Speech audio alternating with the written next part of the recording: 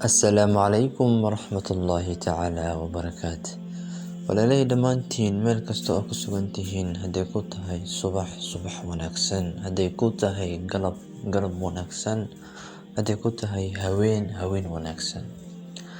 Runtii Ilaahay subxaanahu wa tacaala ayaa mahad iska leh. Allah subxaanahu wa tacaala si nabad wuxuu nagu soo gaarsiiyey salaad cusub. Waxaan rajaynaynaa dhammaanteen inaan gaari doono sanadkan sanadkiisa xiga. Qofka bini'aadamka Allah subxaanahu wa tacaala ayaa barakeeyey.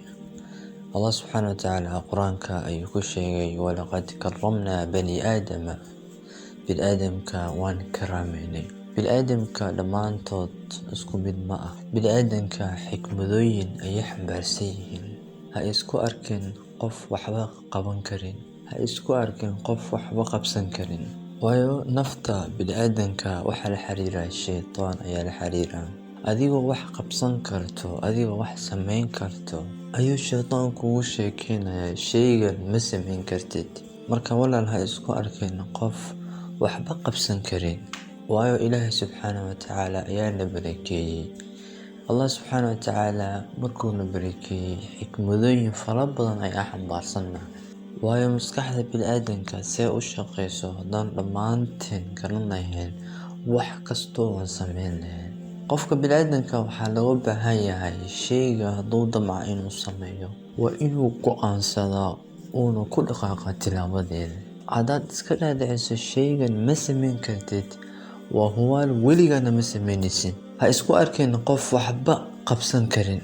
Qofka markuu wax qabanayo wuxuu u baahan yahay inuu la imaado niyo. Waa inaad u niyooto innamal a'maalu binniyaat. Acmaal kastoo aad qabanayso waa inaad la imaado niyo. Shaqo baa qaban rabtaa, shaqo adag waaye, balse waxaa maskaxda ka dhaadhicisay inay shaygan aad qaban karto. Balse haddaad isku aragto inaadan qaban karin, waa hubaal ma qabanaysid weligaa. Waxaa wanaagsan inay niyadda ku dhisnaato hataa haddaad awoodin. Macalinka markii ardayga loo keeno, ardayga oo waxba garanaynin, macalinka dadaal badan iyo duruus fara badan ayuu bixinayaa.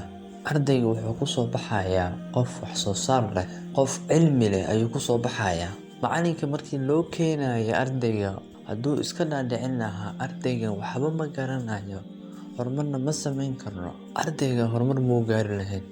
Balse macalinka wuu u samray, dadaal buu ku bixiyey, markaas ayuu miro fiican ka soo saaray.